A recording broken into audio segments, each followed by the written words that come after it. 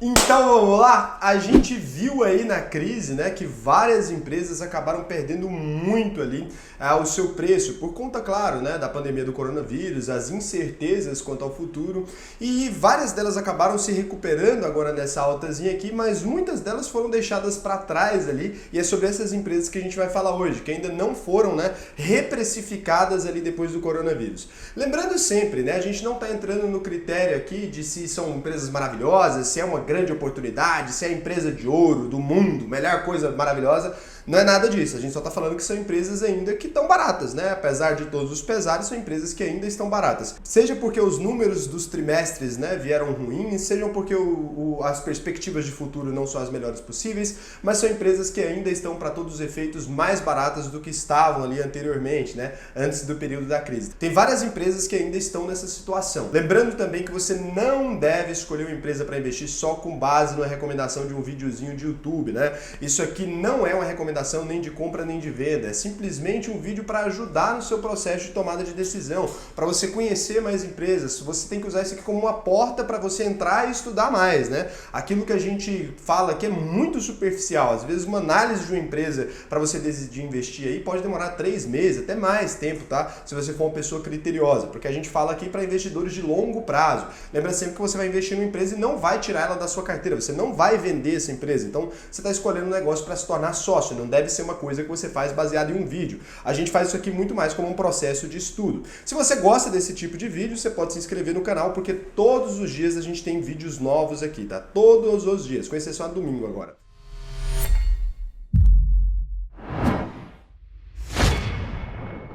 Então a primeira empresa aqui que a gente vai falar e que é muito interessante é a Sanepar, né? Eu já falei dela em outros vídeos aqui, mas realmente é uma empresa que não retomou ainda o valor dela. Apesar de ser uma empresa ali do setor de saneamento básico, é um setor de utilidades básicas ali que você não tem como evitar, né? Você não pode escolher se vai tomar banho ou não. É uma coisa que todo ser humano tem que fazer diariamente, ou pelo menos aí no sábado, né? Quem não toma banho todo dia tem que tomar banho pelo menos uma vez na semana para não criar cacor ali, para poder comer você precisa de água, para tudo você precisa de água. E mesmo assim ela acabou sendo penalizada ali, né? Ela teve uma queda de 9,49%.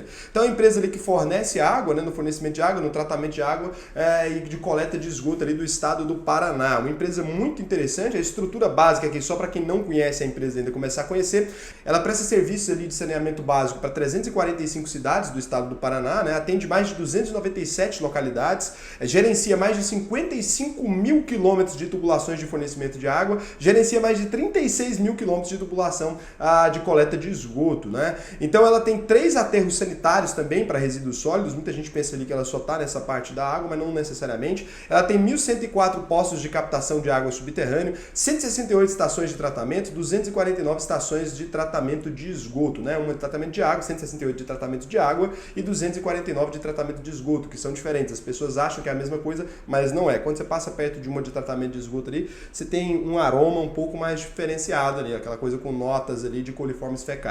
Então, assim, os tickers aí da empresa são SAPR3, SAPR4 e SAPR11, né? Ela tem ali no free float, né, 39,90% das ações ordinárias. Ela ainda é controlada pelo estado do Paraná, talvez mude um dia, e as ações preferenciais dela ali são 100%, estão 100% em free float, né? Ela tem 100% de tag along nas ações ordinárias e nas ações preferenciais. Algumas vantagens aí dela, né, que você pode pensar assim, o que poderia ser positivo para a Sanepar? Foi o marco do saneamento, que já foi aprovado. Ela é uma empresa de estrutura extremamente sólida, né, uma empresa gigante aí do setor, uma das maiores empresas do setor no Brasil. Ela está em um setor extremamente perene para todos os efeitos, né? Então ela tem uma previsibilidade de receita ali por conta dos contratos do consumo. Então você sempre consegue precificar muito bem ali e entender, né, qual é o momento dessas empresas e tudo. Então é uma empresa muito fácil de ser precificada.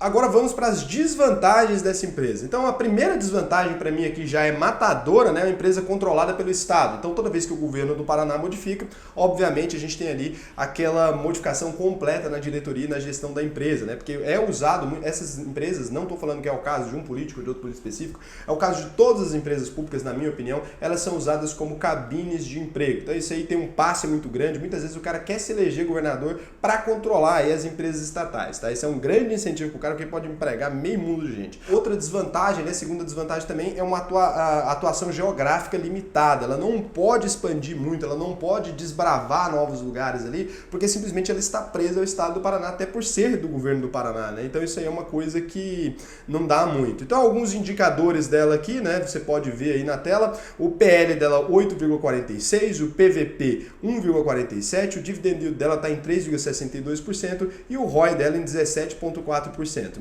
Uma empresa desse patamar negociada ali a múltiplos de 8,46 vezes o lucro e de 1,47 vezes o patrimônio, né, que é esse que é o preço por valor patrimonial, que é o PVP, e o PL é o preço por lucro, né, sobre lucro, que é ali o preço por lucro por ação, né, é o preço pelo LPA que a gente fala. Então ali o PL dela está 8,46, significa que o mercado precificou ela ali 8,46 vezes o lucro.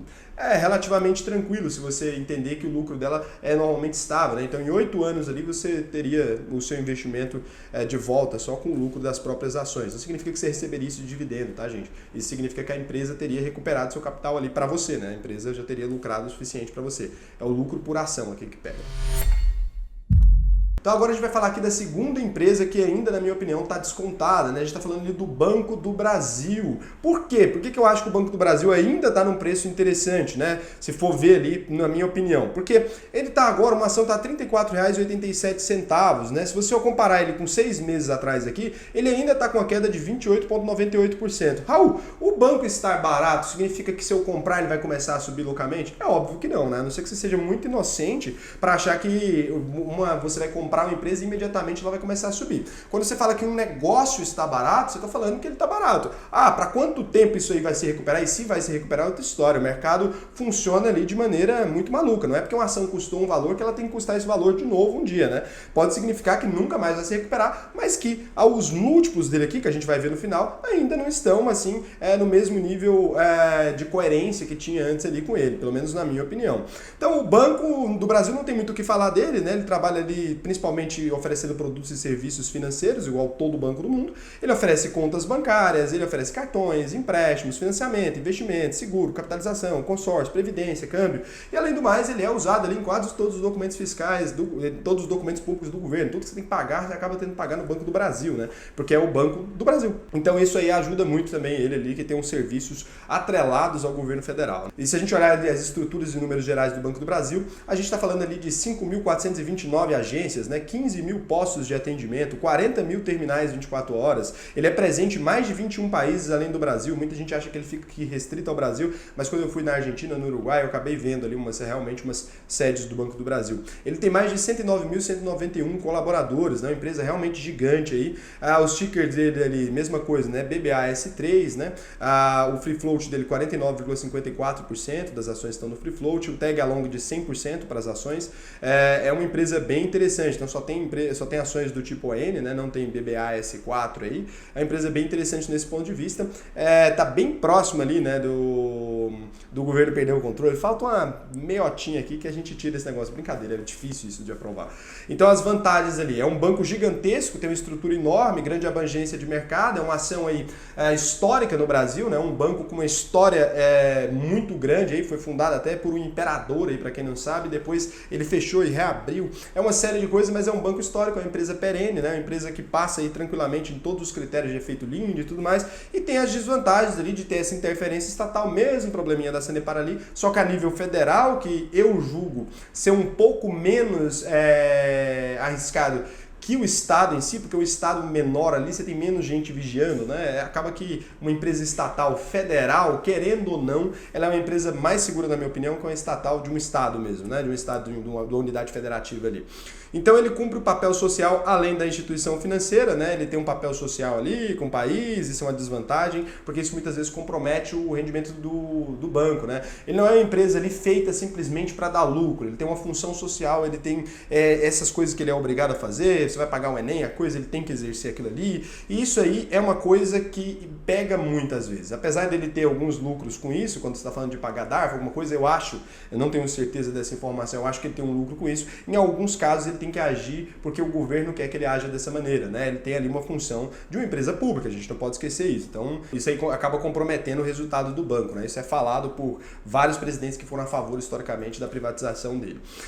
Ele é uma empresa relativamente grande, grande, né? Ele não vai aumentar o lucro loucamente, não vai sair fazendo estripulia, mas é uma ação aí que está relativamente descontada. Relativamente não, gente, tá barato mesmo. Você olhar ali, o PL do banco está 5,7 vezes o lucro. Um banco negociado 5 vezes o lucro por ação é muito pouco, né? A gente olhar isso aqui é realmente muito pouco. Você está falando que com 5,7 anos ali você teria o seu investimento de volta, né? É uma empresa interessantíssima. O PVP ali de 0,96, né? Então ele está sendo negociado abaixo do valor patrimonial. Isso significa que se alguém quisesse abrir o mesmo número de agências, o mesmo patrimônio do Banco do Brasil, gastaria mais para abrir do que se comprar o Banco do Brasil já pronto, né? Então acaba ali que são indicadores muito importantes, né? O preço por valor patrimonial abaixo do patrimônio da empresa em si é uma coisa interessante. O dividend yield dele está em 5,5%, né? Uma empresa boa pagadora de dividendos. O ROI está em 16,8%, né? Então muito interessante. Se você quer saber mais sobre indicadores, essas coisas todas, a gente está fazendo uma série de vídeos lá no Instagram, então você pode me seguir lá, @o_raul_sena, tá super legal, tô pensando em fazer uns sorteios lá, então participa lá para você não ficar de fora. Agora aqui a gente vai falar de outra empresa também, que é um banco também, a gente vai falar aqui do Banrisul, né? O Banrisul tem ações preferenciais classe A, classe B, todo tipo de coisa, então essas daqui são as ações BRSR6, são as ações preferenciais classe B aqui do Banrisul, né? Tá a R$ 14,30 uma ação. Se você olhar desde o começo, né, de janeiro aqui até agora, a gente está falando de uma queda de 30,2%, né? É o Banco do Rio Grande do Sul. As estatais, elas no geral, vocês repararam aqui que são várias empresas que a gente está falando, são estatais. Por quê? Porque as estatais no geral, elas não se recuperaram, as pessoas não estão tendo fé ali no governo de modo geral, e eu não tenho nada contra isso, inclusive eu também não tenho, e aí as pessoas pensam ali que essas empresas podem sofrer, e aí uma série de pessoas começam a evitar essas empresas em momentos de crise. Se de um lado isso acontece, você tem também um grupo de pessoas que acham que isso é uma forma de sustentação, né? O governo é dono da máquina pública, ele pode imprimir dinheiro de forma ilimitada, não os estados, né? Mas os estados também. Então, nada de ruim pode acontecer propriamente com essas empresas, a não ser, ficou um tempo sem lucro, só que o governo bota dinheiro, injeta dinheiro, o governo pega dinheiro do povo, aumenta imposto e faz o que ele faz de sempre, né? Então, eu não gosto de empresa pública, mas eu entendo quem gosta e quem gosta de se proteger nesse tipo de coisa, justamente por você ter o controle do estado ali, é muito fácil você fazer empresa, né?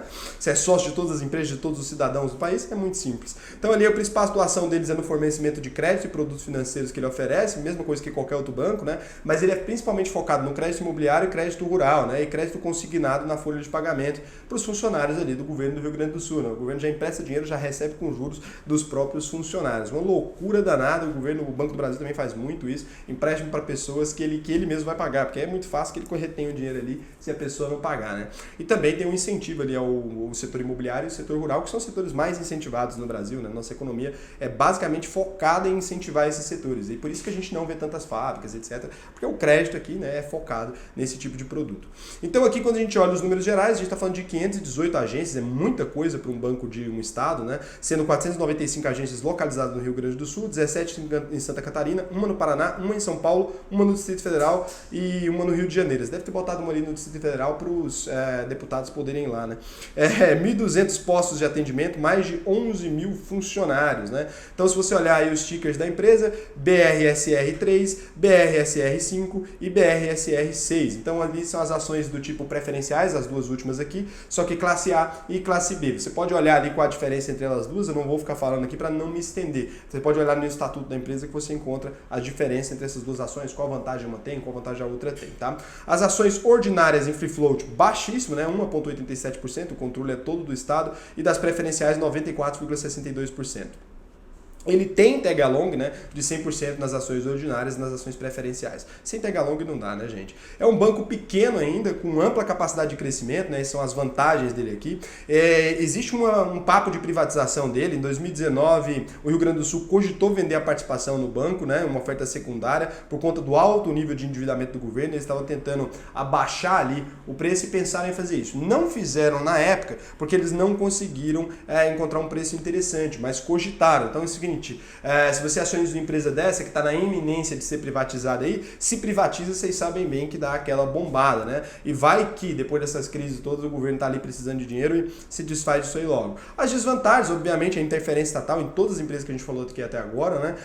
O controle do Rio Grande do Sul, uma limitação geográfica enquanto ele não for privatizado, né? Não tem como expandir operações ali muito para fora do Rio Grande do Sul, porque ele é o Banco do Estado do Rio Grande do Sul. E o banco não é prioridade do governo, né? A prioridade do governo, pelo menos em tese, deveria ser o bem-estar da população e etc. Essas coisas que a gente sabe que eles são muito preocupados com isso e muito comprometidos. É claro que eles não têm tempo aqui para mexer com o banco. Então os indicadores ali, o PL de 4,57 vezes, o preço por valor patrimonial de 0,73 vezes, né? Então assim, você está falando ali de bem abaixo ali, para cada R$1 você está comprando R$1 por 73 centavos. É um banco que não se recuperou aí da crise. O dividend yield de 6,86%, para quem gosta aí do dividendão gordo na carteira, né? Interessantíssimo, um ROI de 15,89%, eu acho interessante.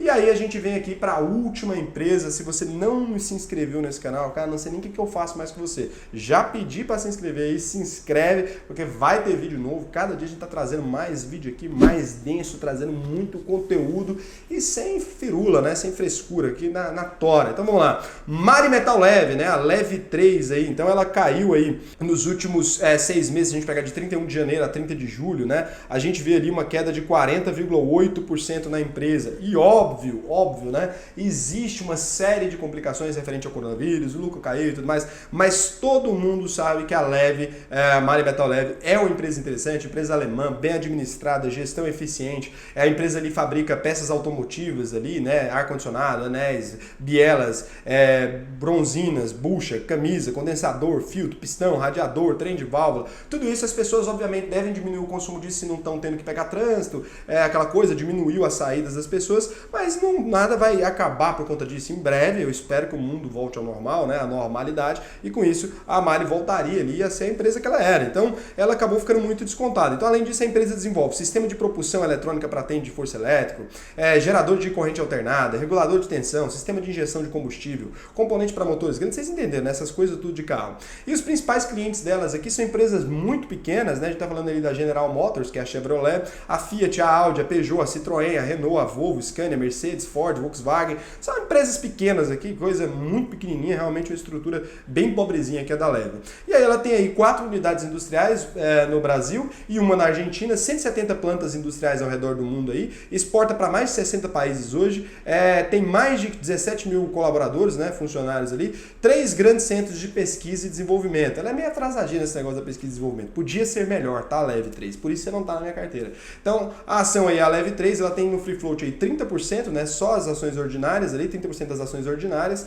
e ela tem 100% de tag along, ela não tem ações de outro tipo, tá? É só a Leve 3 mesmo. A principal vantagem da empresa é óbvia, é a diversificação da empresa com grande atuação em vários países. Querendo ou não, investe um pouquinho em pesquisa e tecnologia, não é aquela maravilha como poderia ser e como deveria ser, mas investe. Escala de produção aí gigantesca, um setor perene, né? Enquanto os carros existirem, a Leve está vendendo aí, né? E está vendendo para todo mundo. Então, assim que você acreditar que os carros vão acabar, né, aí a Leve vai pro saco.